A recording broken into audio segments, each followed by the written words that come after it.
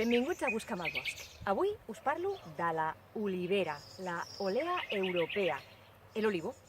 Us parlo d'aquest arbre perquè, a part de tots els recursos que ens ofereix, com pot ser la seva fusta, amb propietats veritablement incorruptibles, les olives, no? Que tant ens agraden als catalans, i l'or líquid, no? L'oli d'oliva, és un arbre que posseeix unes emanacions i unes qualitats energètiques molt importants.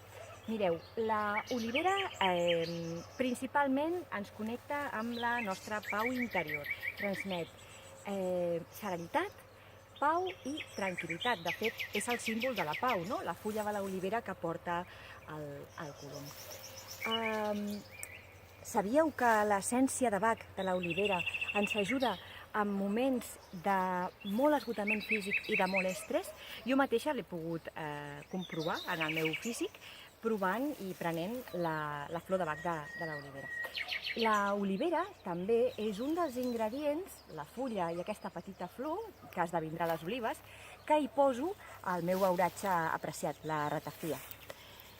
I finalment, dir-vos que existeixen a la nostra península i a Catalunya oliveres veritablement mil·lenàries.